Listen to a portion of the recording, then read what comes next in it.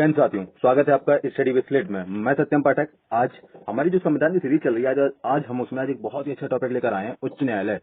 और ये पहला ऐसा वीडियो है जिसमें पूरा उच्च न्यायालय है। इसमें मतलब एक ये बड़ा टॉपिक है, इसको हमने दो पार्टों में नहीं बांटा है, इसको हमने एक ही पार्ट में रखा है, एक ही वीडियो रखा है।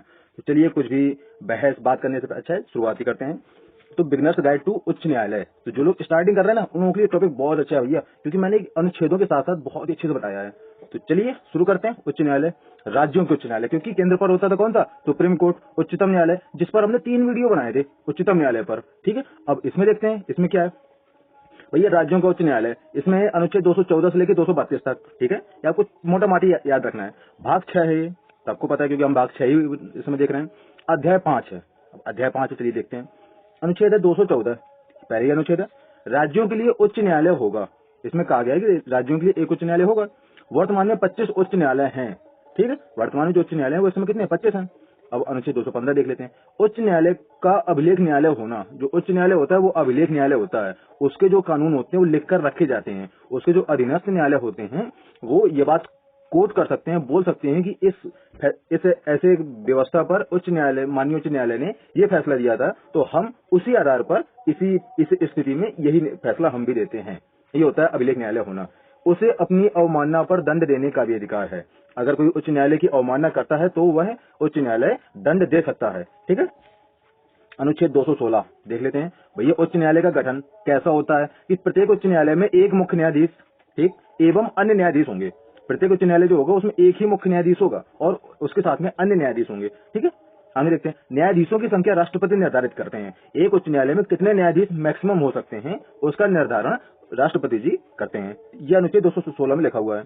अनुच्छेद 217 ये क्या कहता है कि भैया उच्च न्यायालय के न्यायाधीशों की नियुक्ति, योग्यता और पद से हटाने की प्रक्रिया। देखिए तीनों चीजें एक ही अनुच्छेद में है, तो भैया ये आपको याद करना है। 217 इसमें न्यायाधीशों की नियुक्ति भी है, उनकी योग्यता भी है और पद से हटाने की प्रक्रिया भी है, महाभियोग वाली, जैसे राष्ट्रपति की महाभियोग प्रक्रिया होती थी उसी प्रकार से। अब देख लेते हैं भैया नियुक्ति कैसे होती है। भैया राष्ट्रपति द्वारा होती है नियुक्ति, ठीक है, नॉर्मल सी बात है। अब कैसे होती है, उच्चतम न्यायालय के मुख्य न्यायाधीश, भारत के उच्चतम न्यायालय के मुख्य न्यायाधीश। देखिए आपको कंफ्यूजन नहीं होना, उच्चतम मतलब सुप्रीम कोर्ट जो कहां पर है, दिल्ली में स्थित है, और उच्च न्यायालय हर राज्य में स्थित है। मतलब 25 उच्च न्यायालय हैं, लेकिन उच्चतम न्यायालय सिर्फ एक है जो कहां पर है, दिल्ली में है, जिसके सीजेआई अभी कुछ ही दिनों पहले बने हैं। ठीक है, उनका मुझे पूरा नाम याद नहीं आ रहा है, बस बाकी देखते हैं। उच्चतम न्यायालय के मुख्य न्यायाधीश, CJI, chief justice of India, एवं उस राज्य के उच्च न्यायालय के मुख्य न्यायाधीश। जैसे अगर उत्तर प्रदेश के उच्च न्यायालय में जो राष्ट्रपति जी अगर नियुक्त करना चाहते हैं न्यायाधीश को, तो सीजीआई से पूछेंगे, और उत्तर प्रदेश के उच्च न्यायालय के मुख्य न्यायाधीश से पूछेंगे, एवं उस राज्य के राज्यपाल के परामर्श पर करते हैं। देखिए सीजीआई, राज्य के मुख्य न्यायाधीश और राज्य के राज्यपाल, ये तीनों लोग आपस में मशवरा करके उनका जो भी न्यायाधीश जिनको बनाना चाहते हैं उनका नाम राष्ट्रपति जी के पास भेज देते हैं और राष्ट्रपति जी उनको नियुक्ति पत्र दे देते हैं। ऐसा यहाँ पर नियुक्ति होती है उच्च न्यायालय में। ठीक है, अब नियुक्ति बात क्या है, योग्यता। भैया भारत का नागरिक हो, नॉर्मल सी बात है, बिना भारत का नागरिक हुए कोई योग्य कैसे हो सकता है।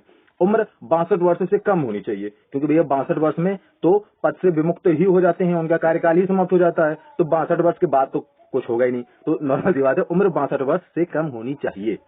एक चीज और, कम से कम 10 वर्ष तक किसी भी न्यायालय में न्यायिक पद पर यह अधिवक्ता रह चुका हो, कि कम से कम 10 वर्ष तक।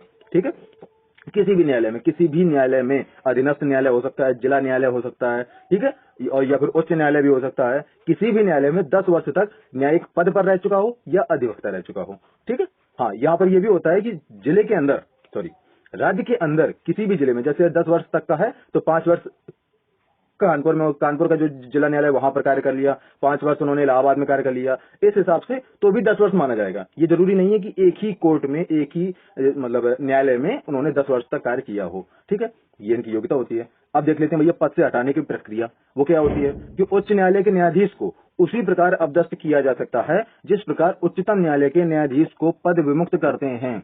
सेम टू सेम कंडीशन है भैया, मतलब जैसे उच्चतम न्यायालय के न्यायाधीश को पद से हटाते हैं, उसी प्रकार उच्च न्यायालय के न्यायाधीश को भी पद से हटाया जाता है।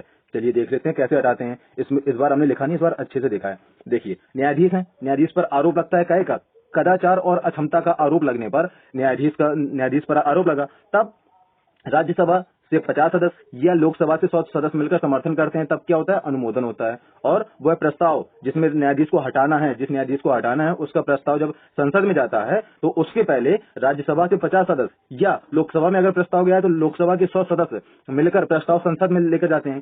संसद में होती है भैया, उन पर बहस होती है, चर्चा होती है कि इनको हटाना है कि नहीं हटाना है। फिर इसके बाद होता है बहुमत। बहुमत कैसे होता है, दोनों सदनों में 2/3 बहुमत से, दोनों सदनों में 2/3 बहुमत से। अगर लोकसभा में गया है तो लोकसभा में 2/3 बहुमत, फिर वही प्रस्ताव राज्यसभा जाएगा तो राज्यसभा में भी 2/3 बहुमत से पास होने पर वह प्रस्ताव जाता है राष्ट्रपति के पास में, जिसमें राष्ट्रपति जी हस्ताक्षर करके उस प्रस्ताव को अपनी स्वीकृति प्रदान करते हैं और उस न्यायाधीश को पद से हटाया जा सकता है। ठीक है, ये होती है पूरी प्रक्रिया, जिसको आप यहाँ पर एरो लाइन में देख सकते हैं। ठीक है, बाकी लिखने में बहुत उसकी भाषा हो जाती है, तो बस आपको ये चीज याद रखनी है कि न्यायाधीश पर कदाचार और अक्षमता का आरोप लगता है। फिर प्रस्ताव जब संसद में जाता है, तब अगर राज्यसभा में प्रस्ताव जा रहा है तो 50 सदस्य से, और अगर लोकसभा में जा रहा है तो 100 सदस्य से अनुमोदन होना चाहिए, तब वह प्रस्ताव संसद में जाएगा। संसद में बहस होगी, ठीक है, चर्चा होगी और उसके बाद में वोटिंग होगी। तो बहुमत दोनों सदनों में 2/3 बहुमत होनी चाहिए, मतलब लोकसभा में भी 2/3 बहुमत, राज्यसभा में भी 2/3 बहुमत। पर पास होने के बाद राष्ट्रपति जी के पास में जाएगा और राष्ट्रपति जी हस्ताक्षर करके उनको पद से हटा देते हैं। ठीक है, इतनी सी प्रोसेस हुई है। चलिए देखते हैं, आगे बढ़ते हैं। 219, ये 2019 बहुत आ रहा है बार बार, तो कुछ नहीं, 219 है शपथ। भैया शपथ कौन दिलाएगा भैया, राज्य के उच्च न्यायालय में आ रहे हैं ना, तो नॉर्मल सी बात है, राज्यपाल ही वो करेंगे। अगर राज्यपाल नहीं है तो राज्यपाल द्वारा अधिकृत कोई व्यक्ति। ठीक है, न्यायाधीश संविधान के प्रति सच्ची श्रद्धा एवं निष्ठा की शपथ लेते हैं। ठीक है, ये उनको होता है। अनुच्छेद 220, इसको देख लेते हैं कि भैया उच्च न्यायालय के न्यायाधीश सेवानिवृत्ति के बाद किसी भी न्यायालय में अधिवक्ता के रूप में सेवाएं नहीं दे सकते हैं। जैसे 62 वर्ष पूरी हो जाएगी और न्यायाधीश सेवानिवृत्त हो चुके हैं तो किसी भी न्यायालय में अब वह अधिवक्ता के रूप में भी कार्य नहीं करेंगे। ये लिखा हुआ है, उच्चतम न्यायालय में भी यही होता था। चलिए आगे देखते हैं। वेतन, अनुच्छेद 221, इसमें क्या है, वेतन है। पद पर रहते हुए वेतन में कटौती नहीं होगी अगर कोई, ठीक है, उसमें क्या है, बस पद पर अगर है तो वेतन में कटौती नहीं होगी, जिससे सरकार उन पर अंकुश न लगा सके। अब वेतन देख लेते हैं। मुख्य न्यायाधीश का होता है 2.5 लाख रुपए, 2,50,000 रुपए, और अन्य न्यायाधीश का कितना होता है 2,25,000 रुपए, 2.25 लाख रुपए, 2.25 लाख रुपए। वेतन राज्य की संचित निधि से जाता है। वेतन जो जाता है वो राज्य की संचित निधि से जाता है, जबकि पेंशन केंद्र की संचित निधि से मिलती है इनको। ठीक है, ये इनका है, वेतन है। अनुच्छेद 222 स्थानांतरण, देखिए अब आपको इसमें हल्की सी वो ट्रेका याद करने की। अनुच्छेद कौन सा है, 222, किसी भी दो को आगे पीछे रख दो वो 222 ही रहेगा। तो उसी प्रकार से स्थानांतरण भी होता है कि किसी भी उच्च न्यायालय के जज को किसी भी राज्य के उच्च न्यायालय में आप स्थानांतरण होता रहता है इन लोगों का। ठीक है, तो राष्ट्रपति उच्चतम न्यायालय के मुख्य न्यायाधीश से विचार विमर्श करके, जो इस समय चीफ जस्टिस ऑफ इंडिया हैं, उनसे विचार विमर्श करके राष्ट्रपति न्यायाधीशों का स्थानांतरण करते हैं। अनुच्छेद भी 222 है, जिसमें आप स्थानांतरण करते रहिए तो भी 222 ही रहेगा। अनुच्छेद 223, कार्यवाहक मुख्य न्यायाधीश की नियुक्ति। कैसे, राष्ट्रपति मुख्य न्यायाधीश का पद रिक्त होने पर किसी भी न्यायाधीश को कार्यवाहक मुख्य न्यायाधीश नियुक्त कर सकते हैं। ये नियुक्ति करता कौन है, राष्ट्रपति जी करते हैं। कब, जब मुख्य न्यायाधीश का पद रिक्त होता है तो किसी भी न्यायाधीश को कार्यवाहक मुख्य न्यायाधीश के पद पर नियुक्त कर सकते हैं कि भैया आप एक लाइन यहाँ बैठ जाओ, फिर जब चुनाव होगा, जो होगा व्यवस्था उनकी होगी तो वो आ जाएंगे, तब तक के लिए आप एक कार्य संभाल लीजिए। तो वो कहते हैं ठीक है भैया। 224, अपर और कार्यकारी न्यायाधीशों की नियुक्ति। ठीक है, 223 में कार्यवाहक मुख्य न्यायाधीश, चीफ वाले, मुख्य वाले जो सबसे ऊपर होते हैं, है ना, एक मुख्य न्यायाधीश और अन्य न्यायाधीश। 224 में कार्यकारी न्यायाधीशों की नियुक्ति, मतलब अन्य न्यायाधीशों की नियुक्ति। वो कैसे होती है, राष्ट्रपति भारत के मुख्य न्यायाधीश के साथ विचार विमर्श करके ऐसे व्यक्ति जो उच्च न्यायालय के न्यायाधीश बनने की योग्यता रखते हैं उन्हें 2 वर्ष के लिए उच्च न्यायालय में अतिरिक्त न्यायाधीश के रूप में नियुक्त किया जा सकता है। अगर आपने मूवी देखी हो जॉली एलएलबी, पहली और दूसरी दोनों में ये सेम कंडीशन है। उसमें पूरा एक तरह से उच्च न्यायालय ही है, शायद भर मुझे कंफर्म याद नहीं आ रहा, लेकिन शायद वो उच्च न्यायालय का सीन है। तो उसमें क्या होता है, जैसे वो उसमें वो लास्ट में जॉली एलएलबी जो सेकंड वाली है, उसमें बोलते भी कि इतने ज्यादा केस हैं, जज मुश्किल से इतू से हैं, और वो उन्होंने बहुत अच्छी एक्टिंग की थी। तो वही हाल है, अब जैसे केस बहुत ज्यादा हो जाते हैं, जज उतने हैं नहीं है, मुख्य मतलब न्यायाधीश उतने हैं नहीं है, तो फिर वो क्या करते हैं, राष्ट्रपति भारत के मुख्य न्यायाधीश के साथ विचार विमर्श करके राष्ट्रपति सीजेआई से विचार विमर्श करते हैं कि भैया केस बहुत ज्यादा हो गए हैं, अब क्या करें। तो वो कहते हैं कि जो मतलब कानून के अच्छे ज्ञाता हैं, ऐसे व्यक्ति जो उच्च न्यायालय के न्यायाधीश बनने की योग्यता रखते हैं, उन्हें 2 वर्ष के लिए उच्च न्यायालय में अतिरिक्त न्यायाधीश के रूप में नियुक्त किया जा सकता है। ये अनुच्छेद 224 आप लोगों को याद करना है। बहुत तो नहीं, लेकिन हाँ 1-2 बार मैं ये क्वेश्चन फेस कर चुका हूँ ऑन एग्जाम। मुझे अगले साथ ही अनुच्छेद 225, अब ये देख लेते हैं उच्च न्यायालय के क्षेत्राधिकार अनुच्छेद 225 में कौन कौन से क्षेत्राधिकार हैं। रिट जारी करने का अधिकार, ठीक है भैया। अधीनस्थ न्यायालय पर नियंत्रण का अधिकार, देखते हैं। अभिलेखीय न्यायालय कहाँ गया, अभिलेखीय अधिकारता, हमने जो 215 अनुच्छेद अभी पीछे देखा था वही अभिलेखीय अधिकारता। अपीलीय अधिकारता और न्यायिक समीक्षा की अधिकारता, ठीक है, ये थे। अब इसमें क्या है, चलिए आगे देखते हैं। ये सारे अभी आगे लिखे हुए हैं। तो अनुच्छेद 226 रिट जारी करने का अधिकार, अगर आपको याद हो मौलिक अधिकार, जिसमें एक था अनुच्छेद 32, उसमें क्या था कि मौलिक अधिकारों के हनन पर सुप्रीम कोर्ट डायरेक्ट एक्शन ले सकते हैं, उच्च न्यायालय भी एक्शन ले सकते हैं अनुच्छेद 226 के तहत। याद करिए वही 226 है यहाँ पर, ठीक है, वो ठीक है वही है। तो मौलिक अधिकार के साथ साथ अन्य मामलों में भी रिट जारी करने का अधिकार है उच्च न्यायालय के पास में। सुप्रीम कोर्ट के पास में सिर्फ मौलिक अधिकारों पर ही रिट जारी करने का अधिकार है, लेकिन उच्च न्यायालय के पास अन्य मामले भी हैं, ठीक है। तो चलिए आगे देखते हैं।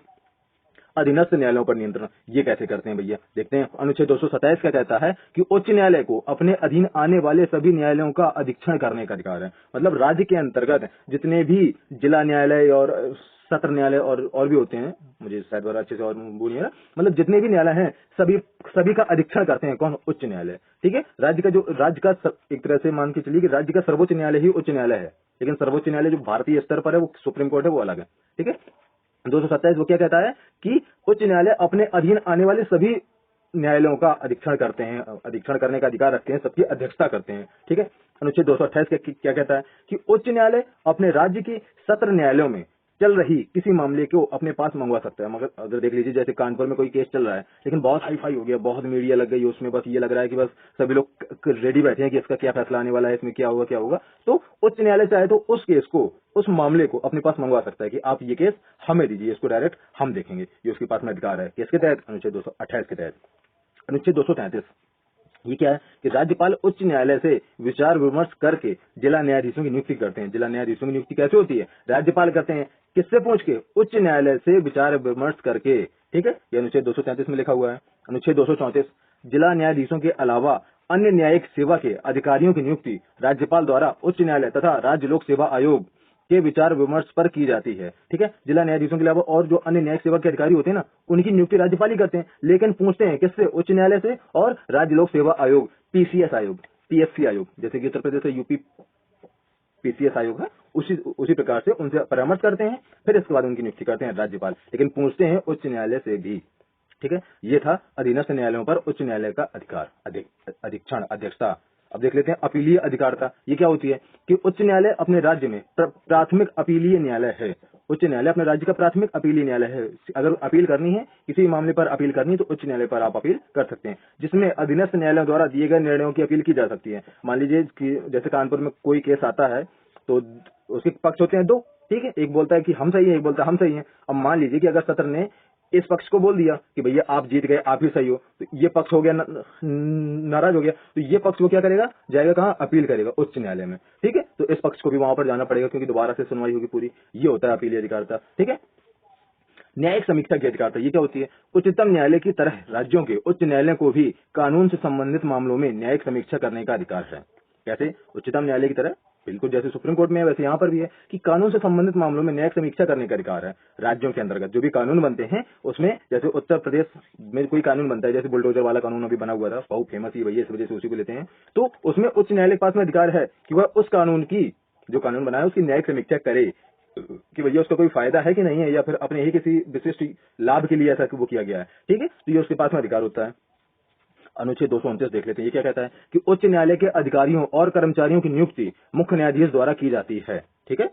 उच्च न्यायालय के अधिकारी और कर्मचारियों की जितनी भी नियुक्ति होती है वो मुख्य न्यायाधीश के द्वारा की जाती है, और उनकी सेवाएं शर्तें भी निर्धारित करते हैं कौन, उच्च न्यायालय, ठीक है। उच्च न्यायालय मतलब जो भी अधिकारी हैं, कर्मचारी हैं, उनकी नियुक्ति मुख्य न्यायाधीश ही करते हैं, उच्च न्यायालय के मुख्य न्यायाधीश ही करते हैं। यही 229 में लिखा हुआ है। 230 किसी उच्च न्यायालय का विस्तार संघ राज्य क्षेत्र केंद्र शासित प्रदेश के लिए किया जा सकता है। जैसे कोई उच्च न्यायालय उसका विस्तार करना है तो केंद्र शासित प्रदेश के लिए किया जा सकता है। आगे देखते हैं, वही तो है आगे। 231 दो या दो से अधिक राज्यों के लिए संयुक्त उच्च न्यायालय का प्रावधान, ठीक है। दो या दो से अधिक राज्यों, उनके लिए संयुक्त उच्च न्यायालय का प्रावधान होता है, संसद कानून बनाकर प्रावधान करती है। अब आपने एक चीज गौर की होगी कि हमारे यहाँ उच्च न्यायालय तो 25 हैं, लेकिन राज्य कितने हैं बताओ, 28 राज्य और 8 केंद्र शासित प्रदेश हैं, अगर मैं गलत नहीं हूं तो, ठीक है। तो उसी हिसाब से चलिए देखते हैं। अब संयुक्त उच्च न्यायालय देख लेते हैं। अब 25 हैं तो किस उच्च न्यायालय में एक से अधिक राज्य हैं वो हम देख लेते हैं। तो कलकत्ता एचसी का मतलब हाई कोर्ट है, उच्च न्यायालय है। तो कलकत्ता उच्च न्यायालय में पश्चिम बंगाल, अंडमान और निकोबार द्वीप समूह, ठीक है। बम्बई उच्च न्यायालय में महाराष्ट्र, गोवा, दादर और नगर हवेली, दमन एवं दीव, ठीक है। मद्रास उच्च न्यायालय में तमिलनाडु और पुदुचेरी। गुवाहाटी उच्च न्यायालय में असम, नागालैंड, मिजोरम एवं अरुणाचल प्रदेश। एर्नाकुलम उच्च न्यायालय, ये केरल में है एर्नाकुलम, ठीक है। तो केरल और लक्षद्वीप। चंडीगढ़ उच्च न्यायालय पंजाब, हरियाणा, चंडीगढ़। जम्मू कश्मीर उच्च न्यायालय जम्मू कश्मीर एवं लद्दाख, ठीक है। तो इतने थे हमारे ये उच्च न्यायालय से संबंधित है और इतने हमारे संयुक्त उच्च न्यायालय हैं, ठीक है। तो यही है हमारा उच्च न्यायालय का इतना ही टॉपिक है। तो यहीं से हमारा आज की वीडियो समाप्त होता है। बस पढ़ते रहिए और अगर आपने यहाँ तक देखा है तो लाइक, शेयर एंड कमेंट जरूर कीजिए, क्योंकि आपका फीडबैक हमें मजा देता है, हमें अच्छा लगता है बस, ठीक है। धन्यवाद।